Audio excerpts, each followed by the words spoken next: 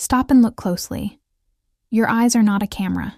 They're part of your brain, and your brain guesses. Sometimes those guesses are wrong, like when we show you this image of a wall in a cafe. What do you see? Of course, a wall. That makes sense. You're looking at a wall. But here's a clue. These stripes are parallel. Really? The lines running left to right are parallel. The ones running right to left are also parallel. But together they look like an impossible zigzag. So why does the wall have an optical illusion built into it? Because the alternating black and white bricks trigger your brain's edge detectors. These neurons are responsible for detecting where one thing ends and another begins. But they aren't great at it when the edges are fuzzy. Your brain guesses the tilt of the edge based on the local context. There isn't much contrast between the bricks, so the edge detectors guess that it's around 45 degrees. Then it adds that local tilt to each segment, creating this smooth surface. But the tilt is wrong, as you can see when we turn off the guessing. Here are some more illusions where perception is a creative act. Next, the Ebbinghaus illusion. Two circles of the same size sit near surrounding rings. One looks bigger, the other smaller. This is all about context. Your brain judges size relative to neighbors, which makes sense since it's hard to tell how big something is without something to compare it to.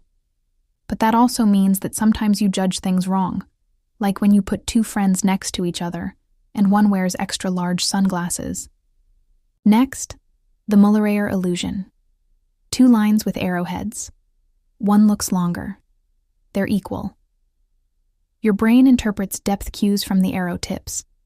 It treats the lines as corners receding into the distance, making the top one look farther away.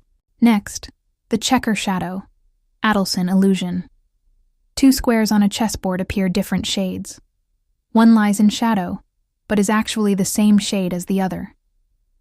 Your brain factors in the likely source of light and the existence of shadow to maintain the object's color. This is called color constancy. Next, the rotating snakes illusion. Static circles appear to rotate slowly. No motion is present. The brain's motion detectors get fooled by asymmetric luminance patterns. When you make small eye movements, those patterns mimic the motion of rotating spirals. So far, every illusion has been a trick of context. Next, we introduce an entirely new object, the Ponzo illusion. Two identical lines placed over converging rails look different in size. Your brain reads the converging lines as perspective depth cues. It thinks the upper line is farther and thus larger. So it takes more than parallel lines to trick the brain. Here come two ambiguous figures. Vase, faces, Rubens' vase. You can see a vase or two faces, not both at once. Your brain flips between two equally plausible interpretations. Sometimes you can even see both simultaneously. It seems like the brain doesn't know what to believe, so it compromises.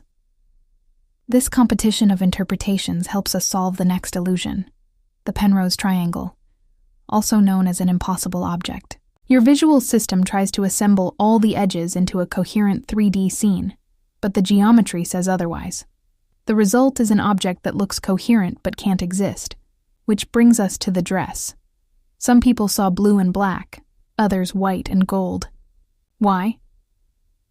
The dress is an extreme example of color ambiguity. The illumination of the dress is ambiguous. It could be lit from above or below. Additionally, there's no clear shadow cast by the dress. The brain uses the color of nearby objects to guess the likely illumination of the dress. But since there's no nearby object in this case, people use their own past experiences to fill in the gap. For instance, if you often see snow as white, you might see the dress that way too. Basically, your brain subtracts assumed lighting from the raw color, and everyone assumes something different. Last, the stare illusion. Stare at a fixed point, and the peripheral fades or vanishes. Neurons in your brain adapt to unchanging input. To save energy, they stop signaling the unchanging information, and your brain stops perceiving it. So you just saw sensory adaptation in real time.